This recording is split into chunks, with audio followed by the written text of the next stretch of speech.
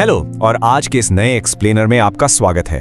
देखिए, आज हम एक ऐसी भाषा के राज खोलने जा रहे हैं जो लिटरली पूरी दुनिया को जोड़ती है। हम इंग्लिश ग्रामर में महारत हासिल करेंगे, पर किसी भारी भरकम पुरानी रूल बुक को रट कर नहीं, बल्कि इसे सीधे अपने सोचने और दुनिया को समझने के तरीके से जोड़कर देखेंगे। हम उन बेसिक स्ट्रक्चर्स को आज डिकोड करेंगे जो हमारी रोजमर्रा की बातों को बनाते हैं। चलिए थोड़ी देर के लिए ना सच बोलते हैं।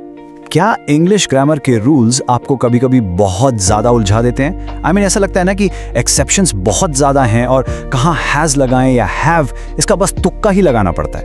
वेल, अगर आपको भी ऐसा लगता है तो यकीन मानिए आप अकेले नहीं हैं। नया सीखने वालों के लिए ये सच में किसी भूल भुलैया से कम नहीं लगता। लेकिन टेंशन मत लीजिए, मैं यहाँ आपकी यही परेशानी दूर करने आया हूँ। हम इसको बिल्कुल सिंपल और लॉजिकल मैथ फॉर्मूलाज में तोड़ देंगे इन 5 स्टेप्स में। पहला, बेसिक रूल्स। दूसरा, टेंसेस ओवरव्यू। तीसरा, प्रेजेंट एंड पास्ट टेंसेस। चौथा, नेविगेटिंग द फ्यूचर टेंस। और आखिर में एक्सप्रेसिंग नुआंस। बस। तो चलिए शुरू करते हैं हमारे पहले स्टेप से। नंबर 1, बेसिक रूल्स और हेल्पिंग वर्ब्स। इसे बिल्कुल एक सिंपल मैथ इक्वेशन की तरह समझिए, ओके? जब भी आप सब्जेक्ट आई का इस्तेमाल करते हैं तो वो हमेशा बिना किसी एक्सेप्शन के एम के साथ जुड़ता है, राइट? अब ही, शी या इट के लिए, जिसे हम थर्ड पर्सन सिंगुलर कहते हैं, आप हमेशा इज लगाते हैं। और जो प्लूरल्स या सेकंड पर्सन हैं, जैसे यू, वी और दे, उनके लिए हेल्पिंग वर्ब हमेशा आर ही होगी।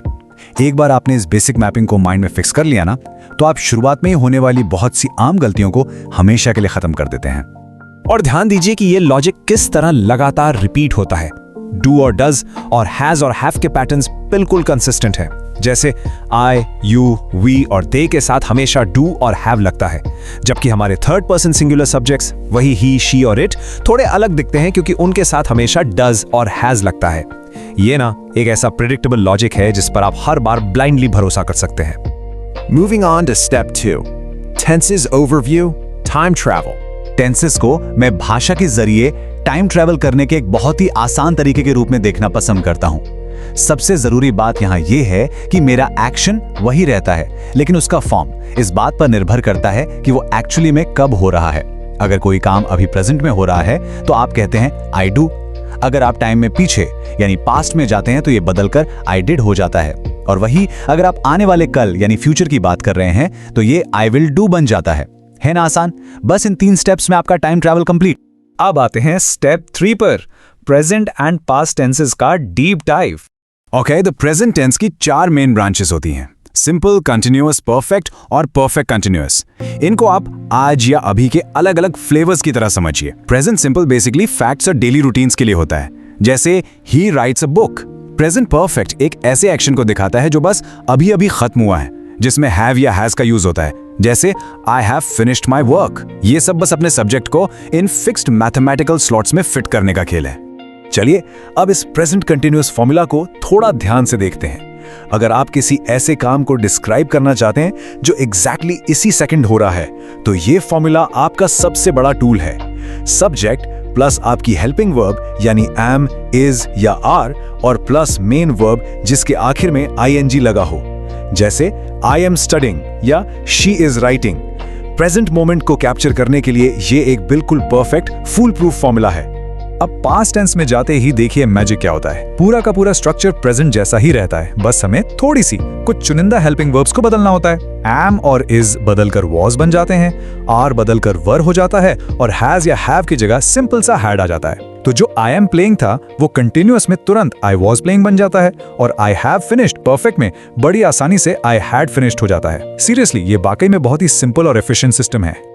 Okay, step 4, navigating the future tense. अब यहाँ आपको एक बहुत ही शानदार कंसिस्टेंसी देखने को मिलती है। फ्यूचर टेंस के लिए ये एक वर्ड विल आपकी सबसे बड़ी चाबी है। लिटरली इससे कोई फर्क नहीं पड़ता कि आपका सब्जेक्ट क्या है, चाहे वो आई हो, ही हो या दे हो, विल शब्द पूरे सेंटेंस को एंकर करता है। Future simple, I will play. Future continuous, I will be studying. Future perfect, I will have finished. बस इस एक वर्ड विल पर ध्यान दीजिए और आपको और सुनने वाले को तुरंत समझ आ जाएगा कि यहाँ आने वाले कल की बात हो रही है। फाइनली स्टेप 5 पर आते हैं, एक्सप्रेसिंग न्यूअंस, मोडल वर्ब्स। देखिए, मॉडल सिर्फ ड्राई फैक्ट्स नहीं बताते, ये बोलने वाले के इरादे और उसके जज्बात को दर्शाते हैं। चलिए इन्हें समझते हैं। कैन का इस्तेमाल आप तब करते हैं जब आप अपनी एबिलिटी यानी क्षमता बताना चाहते हैं। इसका मतलब है कि आप फिजिकली या मेंटली कुछ करने के काबिल हैं, जैसे I can do this. Should का यूज तब होता है जब आप किसी को कोई एडवाइस या रिकमेंडेशन दे रहे हो। और मस्ट, यहां सबसे जरूरी कैच ये है कि मस्ट एक बहुत स्ट्रांग नेसेसिटी को दिखाता है। ये सिर्फ एक अच्छा आइडिया नहीं है, ये करना बिल्कुल अनिवार्य है, 100%।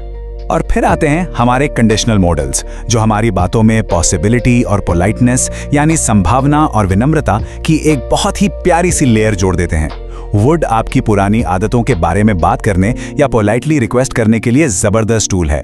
कुड थोड़ा पास्ट की एबिलिटी को दर्शाता है, यानी आप पहले क्या करने के काबिल थे। और माइट तो पूरी तरह से पॉसिबिलिटी पर आधारित है, जो ये हिंट देता है कि हाँ, कुछ हो तो सकता है, पर देखो इसकी कोई गारंटी नहीं है। इन वर्ड्स को अपनी डेली वोकैबुलरी में शामिल करने से आपके सेंटेंसेस की गहराई और असर दोनों ऑटोमेटिकली बढ़ जाते हैं।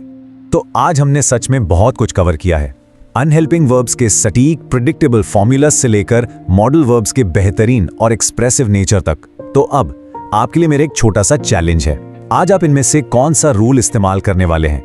आज सीखे गए किसी एक फॉर्मूला को चुनिए, चाहे वो प्रेजेंट कंटीन्यूअस सेंटेंस हो या पॉसिबिलिटी दिखाने वाला कोई मॉडल वर्ब, और खुद का बनाया हुआ एक सेंटेंस इंग्लिश में ट्रांसलेट करके नीचे कमेंट्स में लिखिए। ग्रामर पर पकड़ बनाना ना सच में बस एक एक फॉर्मूला को समझने की बात है। इस एक्सप्लेनर में मेरे साथ जुड़ने के लिए आपका बहुत बहुत शुक्रिया। प्रैक्टिस करते रहिए और कुछ नया सीखने का ये जज्बा हमेशा बनाए रखिए।